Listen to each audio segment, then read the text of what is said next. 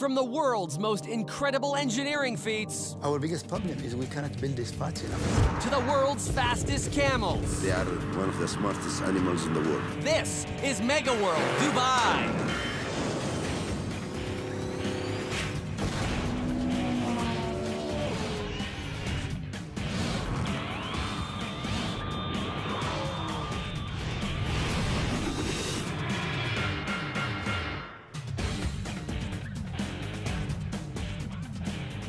Hey everyone, I'm Kevin Brosh. Welcome to Mega World Dubai. Now, it may not look like it right now, but believe me, this is one of the busiest places on the entire planet. As you can see over my shoulder, up to 40% of the world's cranes are working here in Dubai right now. Believe me, the construction, it never stops, not even at night. And right now I'm standing on one of the modern wonders of the world. The Palm Islands are the largest artificial islands ever created. And how they were built is absolutely incredible. This is mega engineering at its finest. And in Dubai, the Palm Islands, are just the tip of the iceberg. It's a place where big, bigger, biggest takes on a whole new meaning. Dubai is just pulsing with energy. There's non-stop building. It's a playground for the rich. It offers up the biggest and the best. From the world's tallest building to the first indoor ski hill. And there's no signs of slowing down. Our biggest problem is we cannot build this fast enough. Today, their contractors are so busy that our biggest challenge is how fast we can deliver. 80,000 apartments, condos, and villas have been built in the last 5 years, fueling Dubai's remarkable transformation from a sleepy desert outpost to a world economic powerhouse. Dubai is one of 7 sovereign sheikdoms in the Persian Gulf that make up the United Arab Emirates, and each emirate is ruled by its own monarch. And Sheikh Mohammed says, don't give me something that I'm going to get it in 20 years. I want to see something within the next 5 years, something I can see with my own eyes. So I want something for the people now. Unlike its Gulf neighbors, Dubai has little oil, succeeding instead on ingenuity. Maybe it was a blessing, because if we had oil, we would have not worked as hard. But we really work day and night to be able to grow. And parts of Dubai have literally grown from the sea. The Palm Islands were a vision that solved 2 problems, creating a stretch of magnificent beachfront and thousands of upscale properties. It's not like we decided, palm looks nice, you know, a banana looks nice also, and an apple looks nice, you know, but they don't give you 70 kilometers. A shape of a palm did give us. The first island was named Palm Jumeirah. It was soon followed by a bigger island, Palm Jebel Ali. Island number 3, Palm Dara, is still under construction. Actually, we have created, in the last 6 years, 800 kilometers of beachfront for Dubai. And of course, we have another 700 to go by the time we finish the 3rd palm, which is the biggest. Staggering, but not surprising. Here in Dubai, everything is done on a massive scale. Before all of this was water, none of the sand you see here was. It was around 6 to 10 meters deep seabed. So how do you transform the Arabian Sea into multi-million-dollar beachfront? Well, by bringing together big thinkers and heavy-duty dredgers. Gargantuous. From dredging point of view, this is like heaven. We have projects all over the world, but they just have so much going on here in Dubai, and this Gulf region is just... One man started making a palm island, now they all want to. This job calls for a fleet of dredgers. We take the material that you see here that's built the islands, we take it from about 20 nautical miles offshore. We use various types of dredging craft to pick it up off the seabed.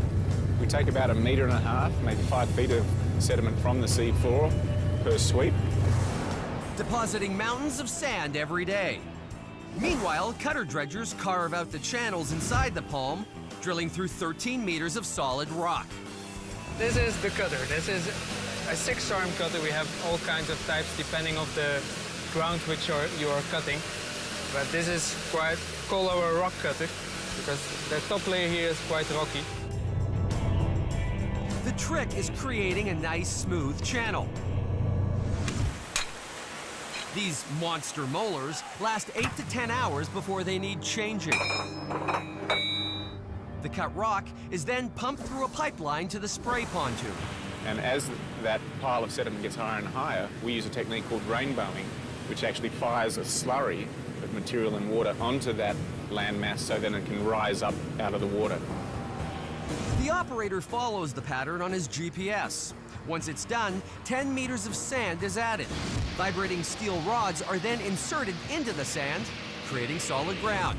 They're now racing to finish the trunk of the Palm Jebel Ali, including 14 kilometers of key structural walls. Sheikh Mohammed insisted on using only organic building materials in the sea. So they're using rocks instead of concrete. The rock you see behind me is coming from the mountains some 150, 200 kilometers away. We get here a daily supply of some 40,000 tons every day. That's some 800 trucks and lorries that drive day and night. This $1.5 billion project created spectacular beachfront living for people like Andrew Martin Dukes. We're here on Palm Jumeirah. Welcome to my home.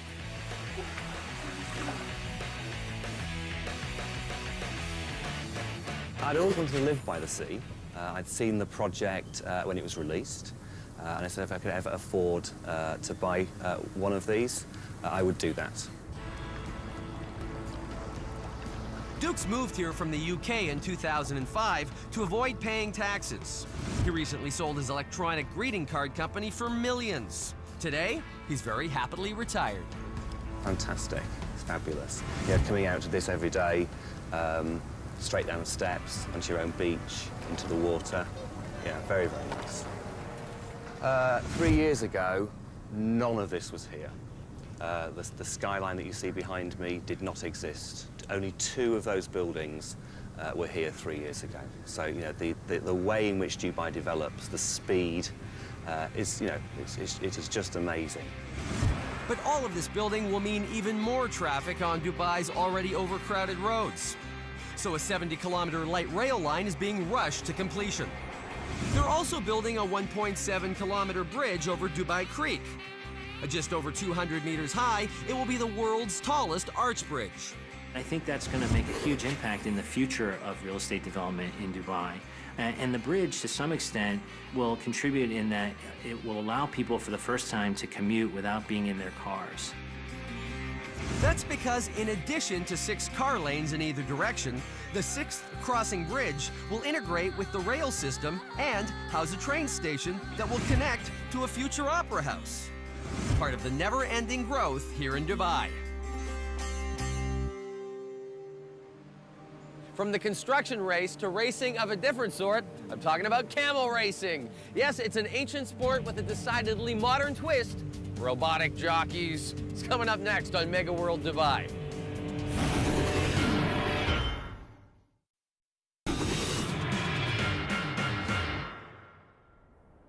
All right, welcome back to Mega World Dubai. I'm Kevin Brosh, here with my good camel friend. This is Sarif. You know, seriously, these animals are highly popular here in the Emirates, where they even host camel beauty pageants. It's true. Sarif won Mr. Congeniality not too long ago. And in fact, one of the region's sheikhs, well, he reportedly paid $7 million for a pair of purebred racing camels not long ago. Camel racing has unparalleled popularity here in the Emirates, and we are about to take you behind the scenes and show you all the madness that goes on at a camel racetrack. Whoa, let's ride! Woo!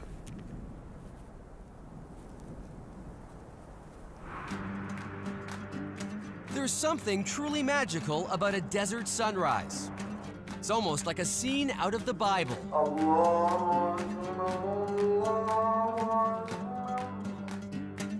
Now fast forward several thousand years. Add some live TV, a few high-tech jockeys, and you have the Middle East Sport of Kings. It's one of the hottest tickets in the United Arab Emirates.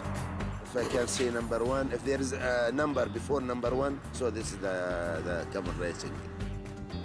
And Abdul Rahman Amin would know. He's the premier track announcer in Dubai. And today is a big day for camel racing aficionados. It's day one of the Camel Race Festival. It's a very, very, very good and sporty day that we could start the camel racing. I think you can see there is a lot of people or participants over here. These are the top rookie racers in the Middle East. Camels and handlers gather in the pre-race area, waiting to check in and get their number.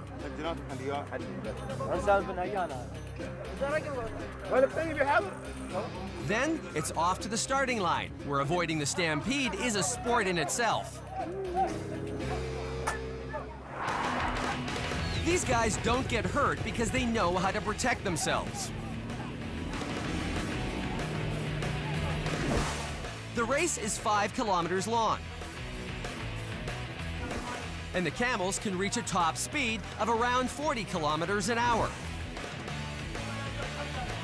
It's a lot easier promoting a sport that no longer uses 4-year-old children as jockeys, replacing them with aluminum and plastic robots that still look human. That's so the camels won't get spooked. Their handlers drive alongside, shouting instructions to their camel.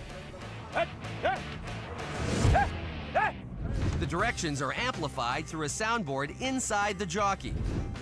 A joystick and buttons brandish the whip and control the reins. By the way, the camel knows my voice between somebody else's voice. They are more than smart, one of the smartest animals in the world. Sometimes the 4-legged race on the track is not as entertaining as the 4-wheel action on the road. There are no favorites today. That's because young camels are kind of unpredictable. Some are good starters. Others are better sprinters or strong finishers. These handlers watch their camel take an early lead. The tension starts to set in as it falls behind. One handler actually resorts to yelling out his window. Looks like he and the camel have not quite bonded yet. We love the camels as the camels loves us. He knows me and I know him. If I have 10 camels, there is 1 or 2 which is more loved to me. Similar to when you have children. There is one of your children whom you like him more than others. It doesn't mean that you don't like your other children. But no, I like him more. The Crown Prince of Dubai is a big fan. He also owns one of the camels in today's race. It's our tradition here in Dubai, and it's growing pretty much quick. And our people loves racing with camels. Betting is not allowed in Muslim countries, but there are plenty of prizes, with the champion camel taking home $30,000. Others may be looking for another line of work. Let's get the inside scoop on the popular post-game show Camel Studio, where Abdul Rahman Amin and his panel of experts break down the day's races. Mr. Suhail Ghurab and Mr. Ahmed Khalfan, Mr. Salim Saeed, they are the Arabian experts in the camel racing. بعد هذا مشاهدينا الكرام تواصلت الاشواط بخلد يعني يكون موجود يعني نعم لو وصلت We can talk about the first race and who won the first race, who got the best time in the morning. And today's big winner was the Crown Prince's camel, Nasaba, crossing the finish line in a very respectable 7 minutes, 35.7 seconds. It is excellent time and we are expecting better than that one also. Stay tuned. After such an exciting first day, it's no wonder some think that camel racing could be the next big thing. I think he likes me. Up next on Mega World, training for extreme circumstances, Dubai style. When we come back, it's one-on-one with the Dubai police force. It's true.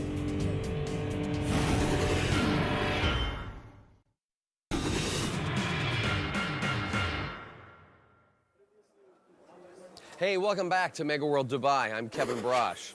Very proudly, Dubai is one of the safest destinations in the entire Middle East.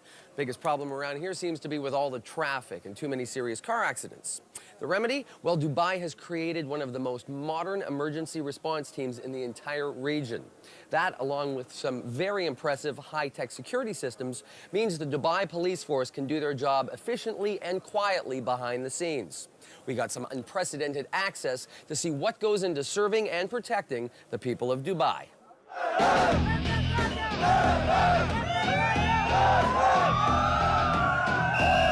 This is a staged scenario involving the elite protective security and emergency departments of the Dubai police. Riot police are training to deal with angry demonstrators, protesting the visit of a high-profile diplomat.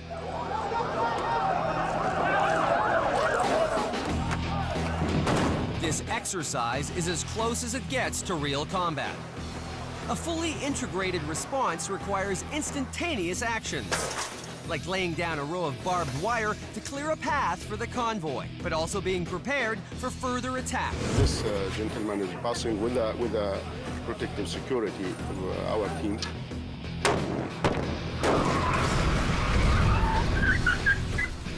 Reacting to roadside bombs are an integral part of this exercise.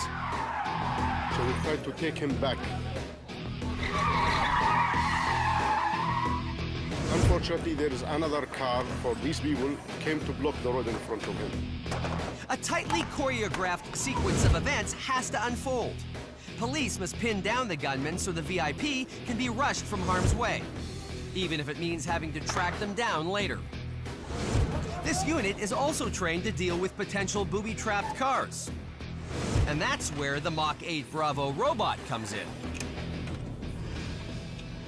Use it always, for suspect cars. And instead of put your man in danger, you can take this wheelbarrow to check any item. Outfitted with a camera and an arsenal of powerful weapons, the Mach 8 Bravo is operated remotely from a nearby truck. With this one, we can break a window, the car window, so the tilt tube can go inside with the camera, check inside. And if there is any suspect bag inside, we can shoot it with the pick stick. And this, the big one, is we use it all the time for the trunk. After blowing the trunk open, the robot goes in for a closer look. Once the coast is clear, a bomb tech makes his way to the car for a thorough inspection. Meanwhile, another elite unit prepares to storm the building. Timing is the key. This maneuver has to be done as quickly as possible. Across the street, commandos are practicing a dangerous hostage rescue. Dubai's elite units undergo intense training, working with the world's top protective and emergency response teams. This VIP protection unit was recently created to guard visiting female heads of state. When real events do occur, they are monitored out of the Dubai Command and Control Center, one of the most sophisticated tracking systems in the world. We receive information through our telephone lines, the 999, which is the emergency number. We receive other calls going to the duty officer. And of course, from our cameras on the roads and the important locations. This state-of-the-art screen provides real-time images from 1,200 cameras around Dubai. These cameras are at major locations in the streets. They are connected also to the shopping centers, and we are connected to the Gold Souk, for example. It's one of the very critical locations in Dubai, very important. And you can see the camera, how clear it is. Experts in body language look for suspicious activity, immediately dispatching help if necessary. Previously, we could only see our patrol cars, but in the current command and control center, we see our cars, we see the motorbikes, we see our boats, we see our ambulance cars, we see our rescue cars, and we can even see our helicopter, and foot patrol. Patrol cars are equipped with onboard computers. Every building in Dubai can be displayed in 3D, allowing for better planning in the event of an incident. Dubai holds the dubious title of worst traffic in the Middle East. An accident takes place every 3 minutes. That keeps its emergency response teams busy.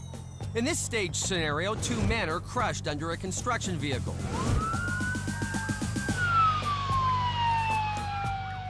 Police, ambulance, rescue, and air ambulances are called to the scene. In the type of accident, our mission is like to saving the people.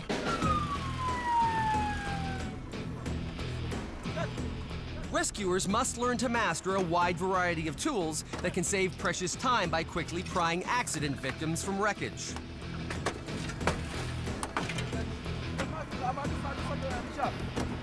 Knowing that in this type of situation, every second counts.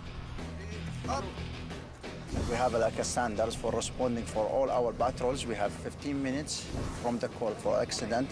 We need to be in the scene before the 15 minutes. And at the same time, we need to very fast take the patient to the hospital.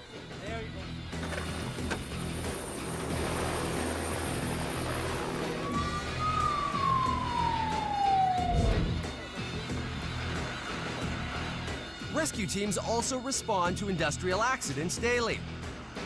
One of the most common involves window washers losing control of their platform after getting electrocuted. That means getting to the roof right away. First thing is safety. You have to be sure because you don't want to be the other victim.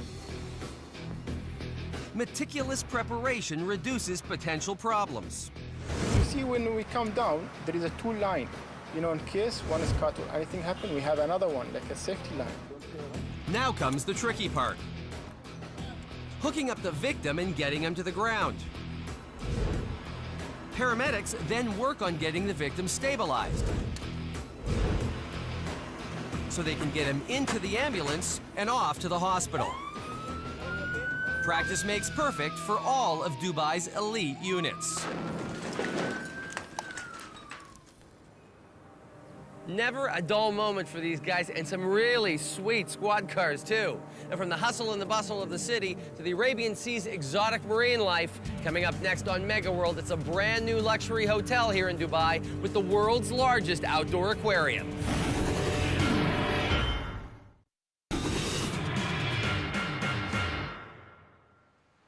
Hey, welcome back to Mega World Dubai. Such an amazing place. Now, it's a phrase you hear often, but believe me when I say that this really is the next big thing here in Dubai. Back on the Palm Islands at the brand new Atlantis complex, where they're just putting the finishing touches on this remarkable hotel and aquarium. Now, this aquarium is just chock full of some of the most exotic sea life you will ever encounter, and guess what? It's all local. Dubai is known for its palatial hotels and resorts, but Atlantis may top them all. This is probably the prime lot on the crescent of Palm Jumeirah. It's got views inland and views out to the sea. We've got the monorail right above us here. The monorail will be delivering a lot of guests to the hotel, a lot of day visitors to the water park and the aquarium. And they are in for quite the thrill. A unique showcase of the spectacular sea life that lives in the Arabian Sea. From the surface, it looks like it could just be a water feature in a hotel, but in actual fact, you've got 3 million gallons, 11 million liters of seawater right here, 75 meters long, 30 meters across, 10 meters deep, living marine environment. You know, we're going to have 60,000 animals in here. It takes a great deal of planning to get the right mix. So far, the tank has been stocked with 8,500 creatures representing 40 different species. There's 180-odd species of fish documented locally in these waters, and we're trying to get as many as possible. It's all about creating the balance and the harmony within the exhibit. It's a living environment. It's got to be kept perfect, and we've got to balance out the predators and the prey to make sure that all of these animals are comfortable in their surroundings. Most are brought in by local fishermen. They are first placed in small tanks and checked for illnesses or injuries. We've got a lot of fish to put in that tank. It's a big tank we've got to fill. It keeps us very busy. We're moving a lot of fish. To make the moving easier, the water level is lowered and the fish are administered a mild anesthetic. Just knocks them out a little bit. Because there's a range of fish in here, we'll see some fish literally look like they're almost dead. They're just having a nice little snooze. We don't damage them any further while we're chasing them around and putting them in tubs. By the time they reach the ambassador, they're waking up and away they go and have a happy, healthy life in the ambassador tank.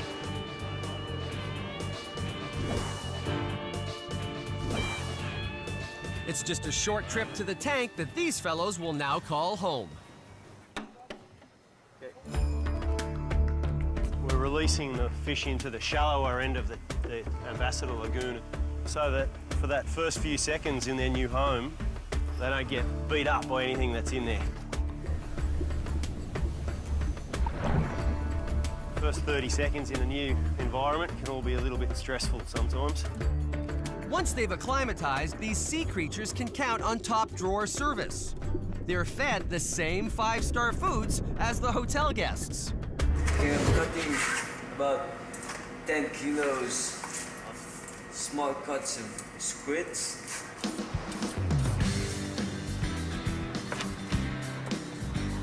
And for the whole day, for the morning and afternoon feed, we do about 33 kilos of squids.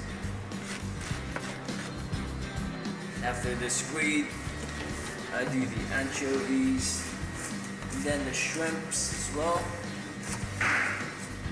Make sure fish in the tank are feeding properly. They really love this one, squids.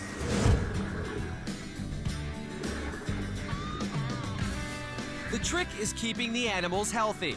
No easy feat when you're surrounded by construction. Every day is a challenge right now until we open and the construction is finished. There's bits of polystyrene falling into the water, there's dust. But the great thing is we have a wonderful team here. Keeping the water clean is a top priority. It's brought in from the ocean, pre-treated, and then sent off to the huge filtration area, which processes 11 million liters in just 70 minutes.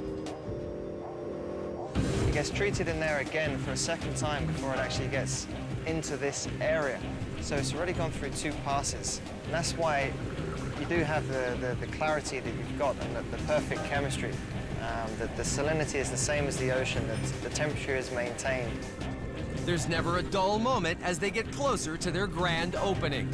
You could be coming in one day and you have to clean the acrylic to make sure that you can see through and there's no algae growth.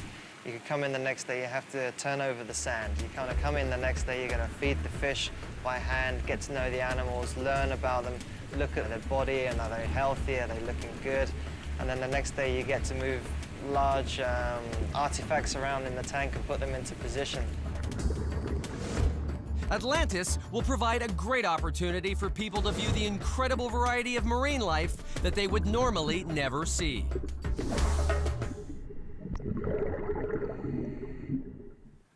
Nice stuff. Now, the Atlantis Aquarium isn't the only place importing goods around here. In fact, Dubai is known as the consumer capital of the entire Middle East. Everything from gold to cars. It seems the demand here is never ending. That's up next on Mega World.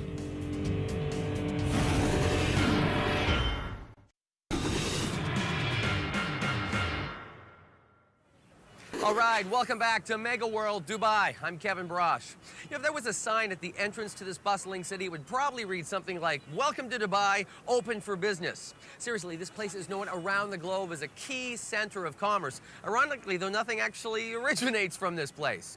But having said that, Dubai really has turned itself into an indispensable way station for imports and exports. Check it out.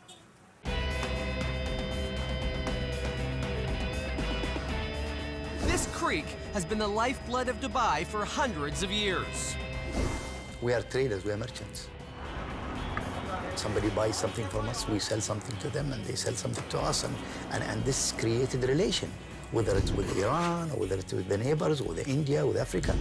Building an economic powerhouse in spite of the geography, the climate, and the lack of natural resources. The desert, you cannot grow anything. You have very little water, and the people of this part of the world are also very tough people.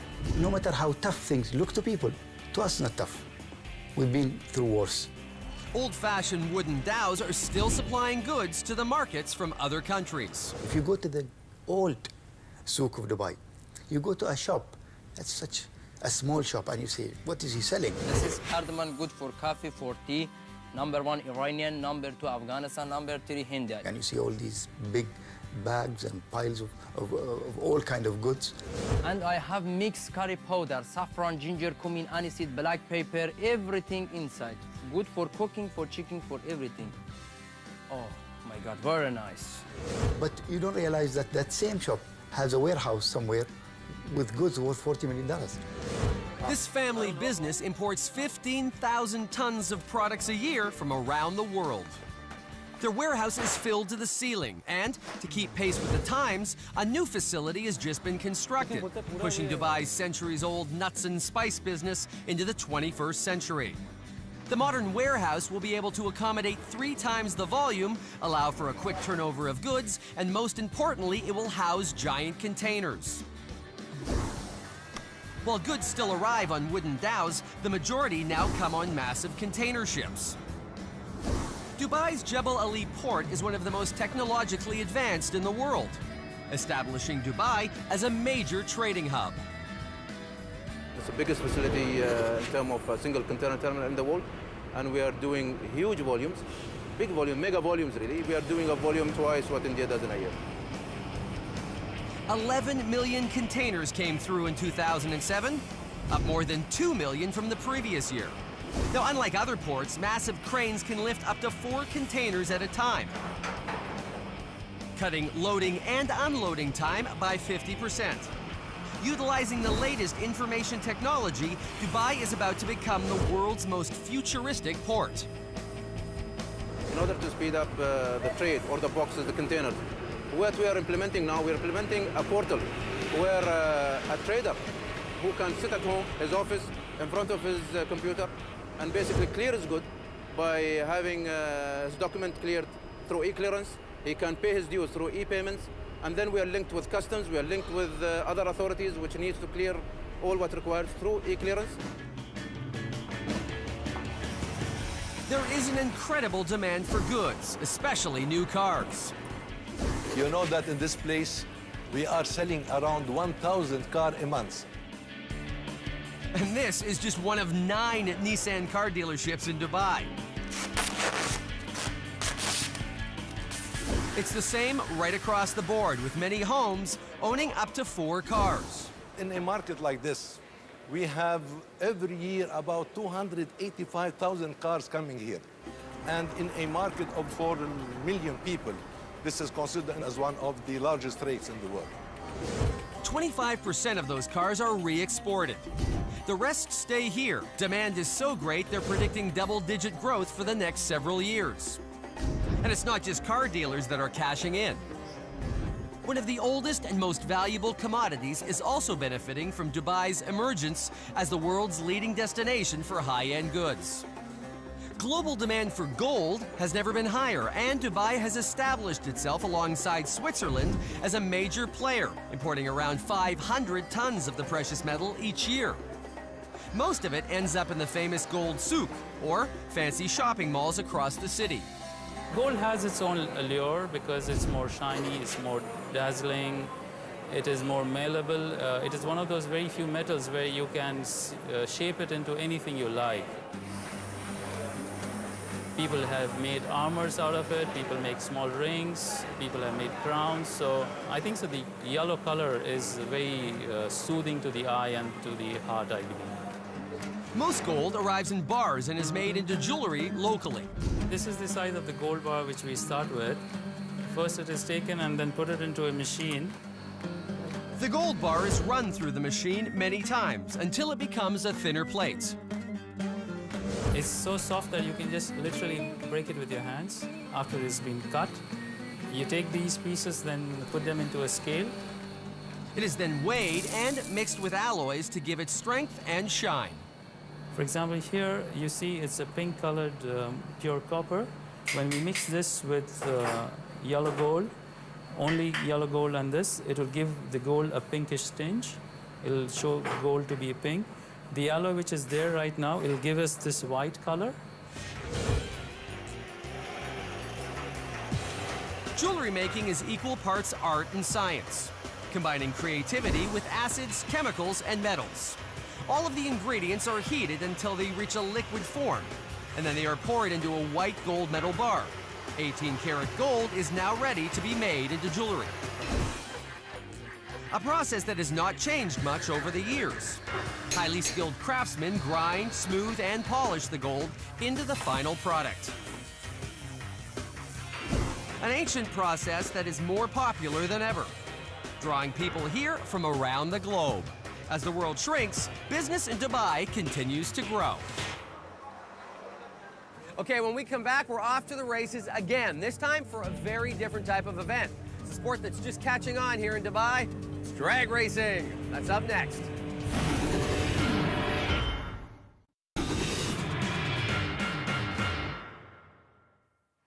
Hey there, welcome back to Mega World. I'm Kevin Brosh. Now, it's safe to say that people here in Dubai love their cars and they like to drive them really fast. So much so it actually became a problem not too long ago with young people racing through the streets at incredibly fast speeds. Well, guess what? A member of the royal family came up with a solution. Build a drag racing track, bring in world-class instructors to teach people how to burn rubber in a safe environment. Well, it is quickly becoming a very popular sport here.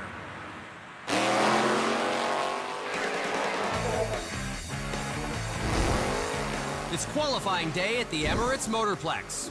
Drag racing enthusiasts are looking to make their mark. We got a new motor in the car. It's a Pro Mod. It's a V8 big block, 870 cubic inches. Operate on nitrous. Steve Casas has come over from the United States to help get the sport going, and he likes what he sees. It's awesome. It's growing. These guys ain't afraid to spend the money and buy the equipment, and it's going to get bigger and bigger every year, I believe. It's an expensive sport. A good car costs $300,000, not including parts. Yeah, we just paid $90,000 for this motor from Fulton Motorsports in the United States. The winner will take home around $5,000, a tiny fraction of what it takes to maintain these cars.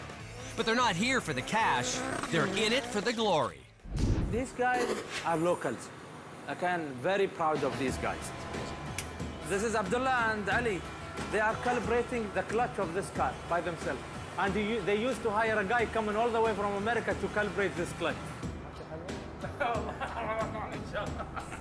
Obaid Al-Gawi runs the Emirates Motorplex, taking the best from the West and adding some local flavor, like the traditional Dubai greeting. This team caught the attention of a local crown prince. He liked their car so much, he bought it. Now he's their sponsor.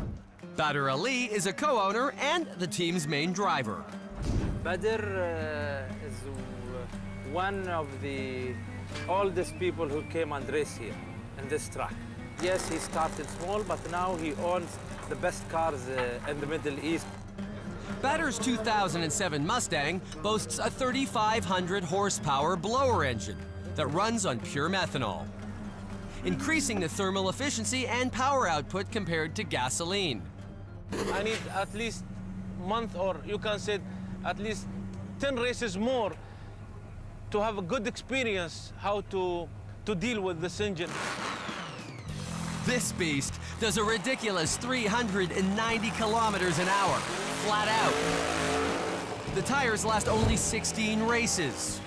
The incredible amount of heat generated causes oil to leak out of the tires. I wish, and I'm making my the best to be #1 qualifying.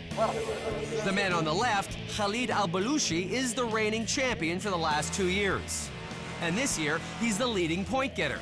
He's got 2 cars in today's races. So they're all good. So it's gonna be a good race. They're all good. This is the place to be. Only place to be. This is one of only 3 drag racing tracks in the entire Middle East. Desert conditions make driving on it different from Western tracks. Sand and wind affect the composition of the track, making it slippery and unstable. Drivers and their technicians have to learn to accommodate these conditions. There are several categories of cars racing today. It's the equivalent of the 100-meter sprint for cars. Fastest time wins. The top cars in each category will advance to tomorrow's final. The smaller cars take the track first. By early evening, it's time for the feature attractions. The first day of racing goes as predicted. Khalid is pleased with his 2 cars. The track was bad for the last couple of days, but today is good, so we'll see what happens. It was happy. Yeah. So far, so good. We qualified first today. Badr is not entirely pleased despite posting the second best time.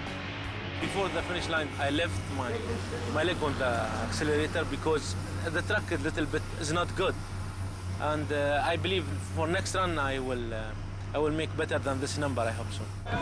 An onboard computer records different facets of the car's performance, like the engine, the drive shaft, and clutch. Drivers pore over the post-race data to improve for the next run. The drive shaft is not smooth, you know, is up and down, up and down. This graph have to be very smooth. It means I have to reduce the power here. One of the top drag racers in the U.S., Shannon Iceman Jenkins, has been brought over to help train the drivers and make sure they have the right equipment. Oh, they love their cars dearly. I mean, it's going to be a great sport. They're learning constantly. I watch and talk to the guys, and of course, we try to help as much as we possibly can. What's the most important thing to learn? When to say no, when not to overdrive a car, especially a Pro Mod style car like we have. It's tire shake, those type of things. The car is out of shape or just getting out of the groove. You got to know when to lift. If you don't, well, the rest of it's pretty obvious. It'll get in the wall pretty quick. Badr has done his homework and is confident going into day 2. I fixed the problem, what happened with me yesterday, and I hope today I will make good number. Meanwhile, Taki Sadiq has been busy tweaking his car for the big race. Everyone knows it's going to be tough keeping up with Badr's more powerful blower car, but speed isn't everything. So it's not how much power you get, it's how you get that power to work on the track. You know, you have to compromise sometimes, and you have to add sometimes. Today's race is drawing a lot of attention. Sheikh Mohammed from the Emirate of Al Quwain makes a grand entrance, taking a tour of the grounds. I can see there is lots of big cars like this one, a fast car. I was amazed that this car has 2,000 horsepower on it, and the engine is more than my helicopter. A large crowd starts to gather in the bleachers for the 3 rounds of racing today. That was an excellent one, sir. Defending champion and favorite Khalid is up first. He blows away the competition early on. Meanwhile, Badr's Mustang is too powerful for Taki Sadiq. In the semis, Badr loses control halfway down the track.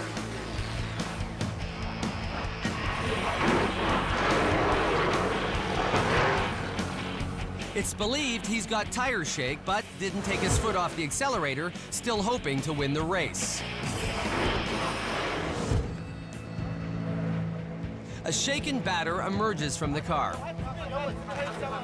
It looks like the Mustang took the brunt of the impact. He's able to make it to the ambulance under his own power. They just took him to the hospital to make sure that he is fine, and that's it. He's a bit angry. I mean, I would be the same because you know, he wanted to win, because he wanted to be on the final, that's it. But everything is fine. After a quick cleanup, it's time for the finals. Khalid is taking on a driver from Bahrain.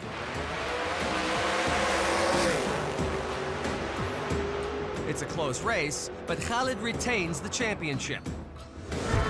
Time to celebrate not only the victory, but the sport's bright future here in Dubai. My friends, we've reached the finish line. We've run out of racetrack on this episode of Mega World Dubai. I hope you've enjoyed it. I know I have. We'll see you next time. I'm Kevin Barash.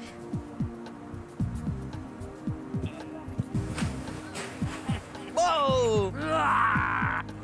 One of the world's the wonders in the modern